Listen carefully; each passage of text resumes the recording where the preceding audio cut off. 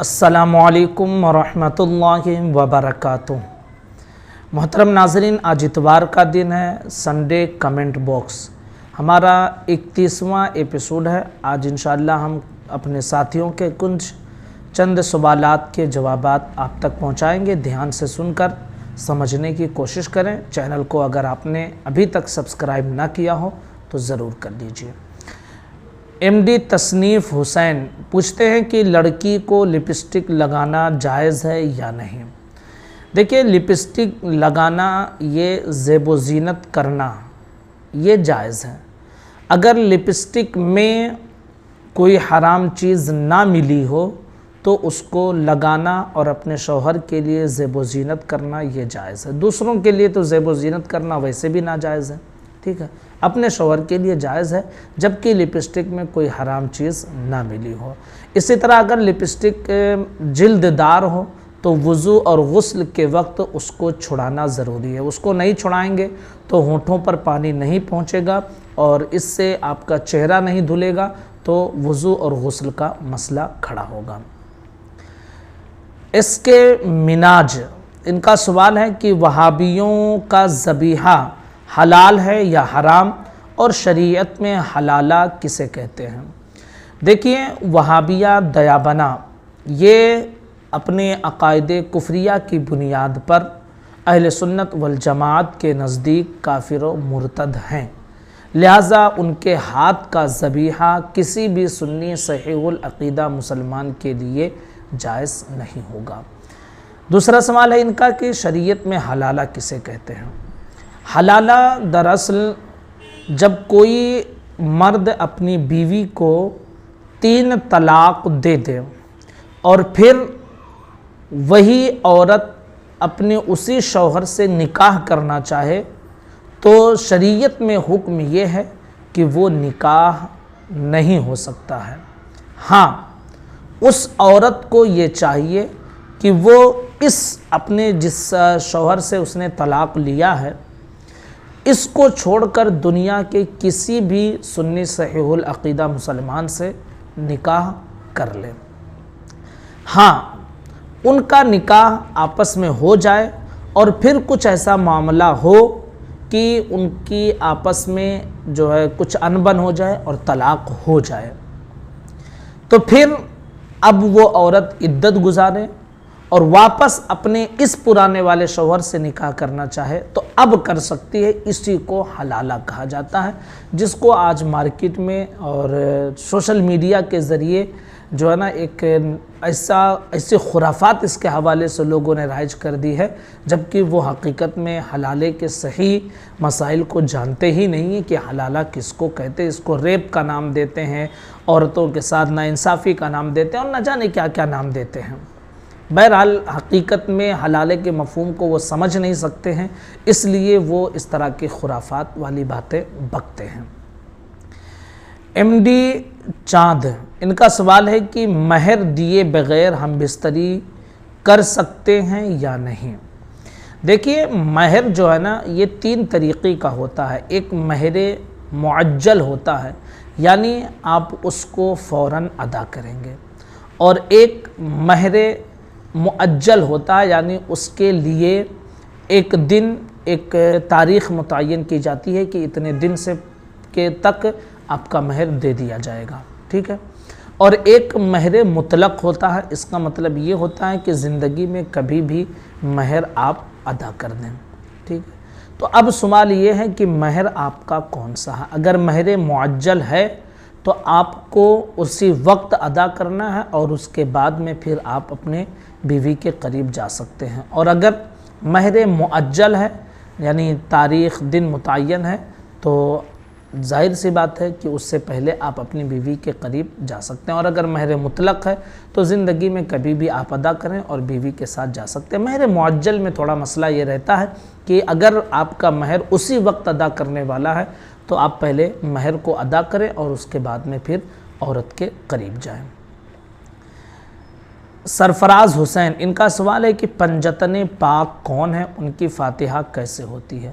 پنجتن پاک نبی اکرم صلی اللہ علیہ وسلم، حضرت علی المرتضیٰ رضی اللہ تعالی عنہ، حضرت فاطمۃ الزہرا رضی اللہ تعالی عنہا، حضرت امام حسن رضی اللہ تعالی عنہ، حضرت امام حسین رضی اللہ تعالی عنہ، ان پانچوں کو پنجتن پاک کہا جاتا ہے، ٹھیک ہے۔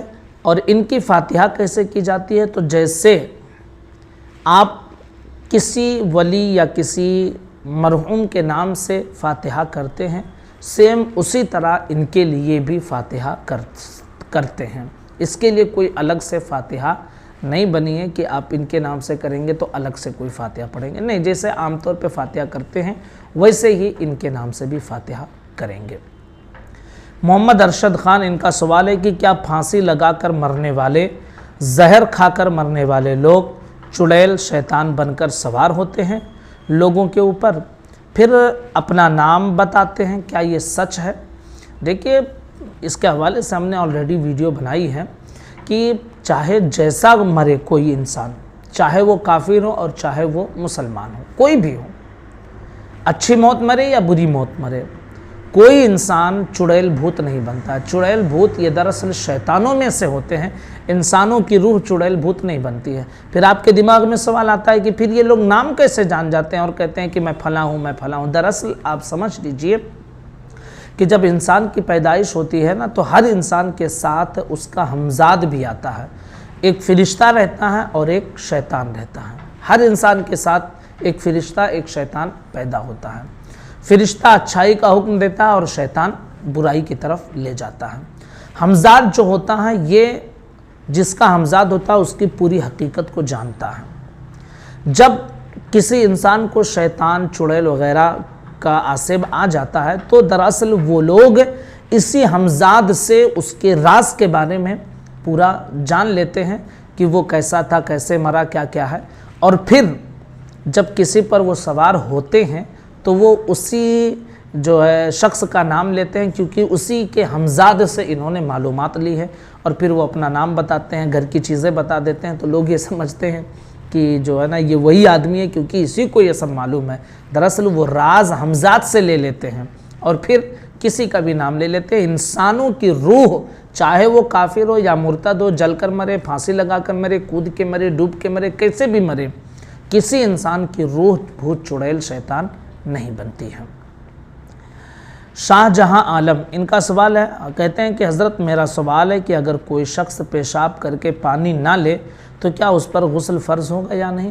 بھائی، پیشاب کرنے سے کسی انسان کا غسل نہیں ٹوٹتا ہے، ورنہ دن بھر میں ہم جو ہے نا 5 مرتبہ، 4 مرتبہ، 6 مرتبہ پیشاب کرتے ہیں تو ہر مرتبہ ہم کو نہانا ہی پڑے گا۔ پیشاب کرنے کے بعد ہماری شریعت کا حکم یہ ہے کہ پیشاب کی جگہ کو دھو لیں۔ اگر کوئی انسان نہیں دھوتا ہے تو پیشاب کا قطرہ جہاں پر لگے گا اتنا حصہ ناپاک ہوگا، آپ کا پورا جسم ناپاک نہیں ہوگا، اس لیے کہ پیشاب کرنے سے غسل نہیں ٹوٹتا ہے۔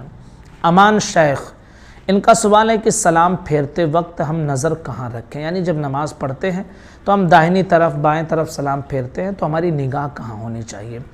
جب آپ داہنی طرف سلام پھیریں تو آپ کی نگاہ داہنے مونڈے پر ہونی چاہیے، ہمارا جو کندھا ہے نا اس پر نگاہ رکھیں، اور جب بائیں طرف سلام پھیریں تو بائیں کندھے پر نگاہ ہونی چاہیے۔ کچھ لوگوں کو دیکھا گیا نا کہ وہ آخری صف میں دیکھتے ہیں، دائنی طرف پھیریں گے تو آخری صف والے آدمی کو دیکھیں گے، بائیں طرف میں جو آخری صف میں، صف کے آخری حصے میں کھڑا ہے اس کو دیکھیں گے، نہیں، داہنی طرف سلام پھیرتے وقت آپ داہنے مونڈے پر نظر رکھیں اور بائیں طرف سلام پھیرتے وقت بائیں مونڈے پر آپ اپنی نظر کو جمائے رکھیں۔ محمد ہاشم یہ کہتے ہیں کہ حضرت شرابی کی نماز جنازہ پڑھانا کیسا ہے؟ شرابی جو ہے انسان، وہ انسان گناہ کبیرہ کا مرتکب ہے۔ اگر کوئی انسان مسلمان ہے تو اس کی نماز جنازہ پڑھی جائے گی، اگرچہ وہ گناہ کبیرہ کرتا ہو۔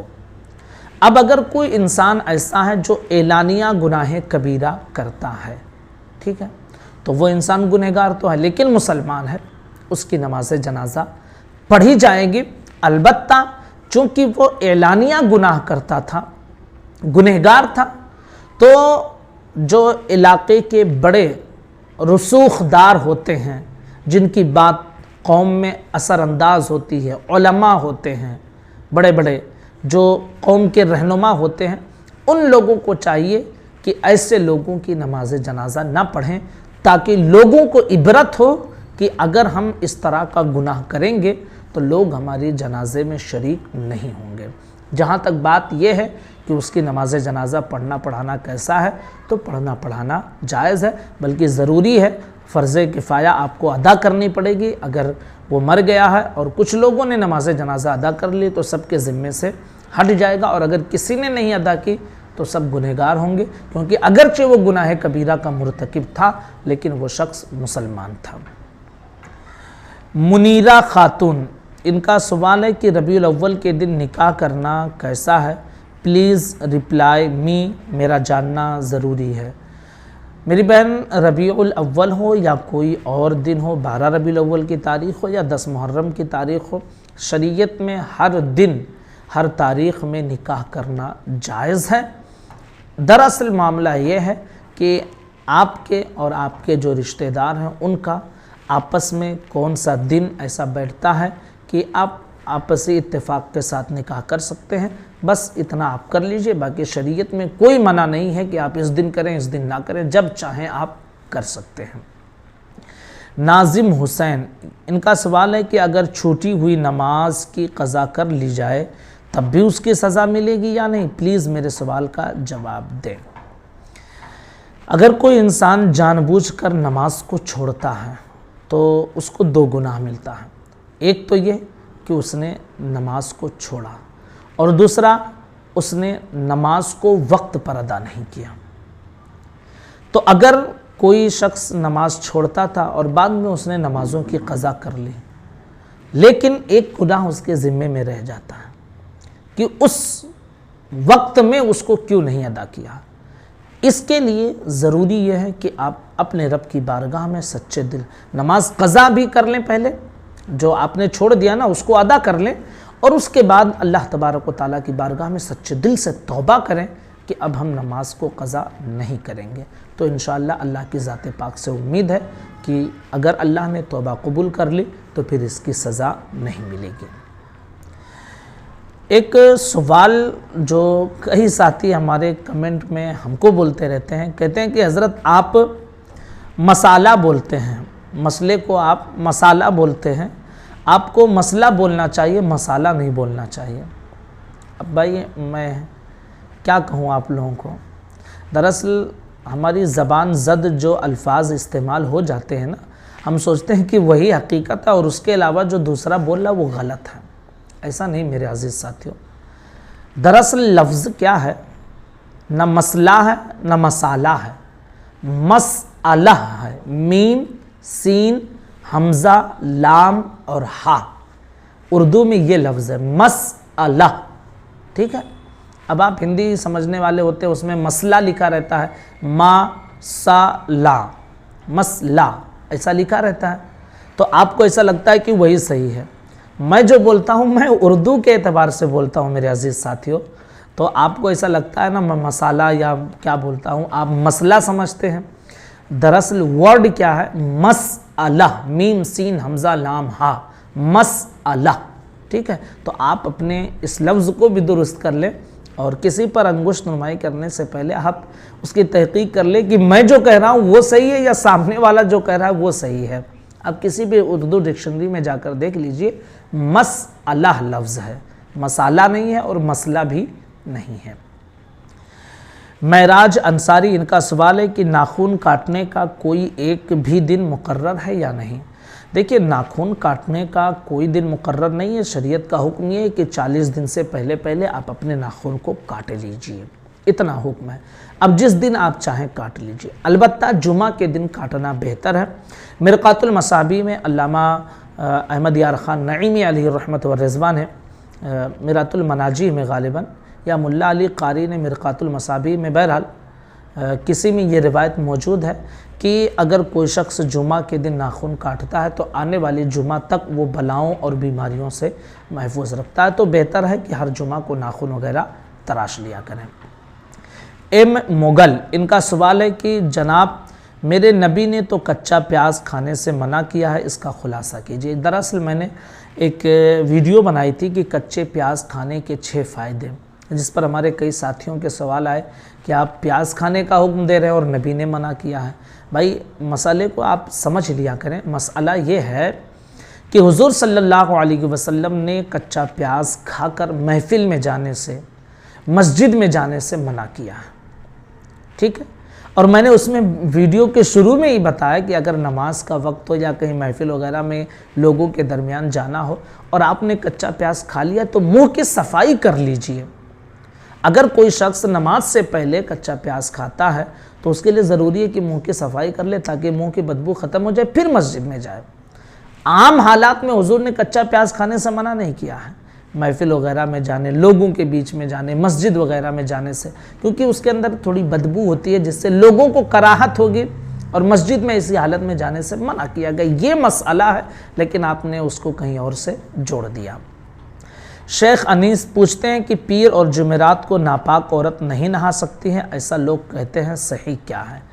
بھائی پیر ہو یا جمعرات ہو، کوئی بھی دن ہو، جب عورت ناپاکی سے پاکی کی حالت میں آئے تو اس کو اسی بغیر کسی تاخیر کے اسی دن نہا لینا چاہیے۔ تاخیر کرنا یہ درست نہیں ہے، اب دن کوئی بھی ہو، شریعت نے کہیں ایسا منع نہیں کیا ہے۔ ارمان علی، ان کا سوال ہے کہ کیا ہم اپنے نبی پاک کے والدین کو ایصال ثواب کر سکتے ہیں؟ جی بلا شبہ کر سکتے ہیں۔ نبی پاک صلی اللہ علیہ وسلم کے والدین یعنی آپ کی امی جان اور آپ کے ابا جان دونوں حضور صلی اللہ علیہ وسلم کی امت میں ہیں، اور دونوں کو نبی اکرم صلی اللہ علیہ وسلم نے کلمہ پڑھا کر دائرہ اسلام میں داخل کیا ہے۔ حضور کی امت ہیں، وہ مسلمان ہیں، لہٰذا ان کے نام سے اگر ایصال ثواب کرنا چاہتے ہیں تو کر سکتے ہیں، اس میں کوئی حرج نہیں ہے۔ تو یہ تقریباً 15 سوالات تھے ہمارے ساتھیوں کے، جن کے جوابات آپ نے مختصراً سماعت کیا۔ گزارش ہے کلپ کو شیئر کریں، چینل کو سبسکرائب نہ کیا ہوں تو ضرور کر لیجئے۔ السلام علیکم ورحمۃ اللہ وبرکاتہ۔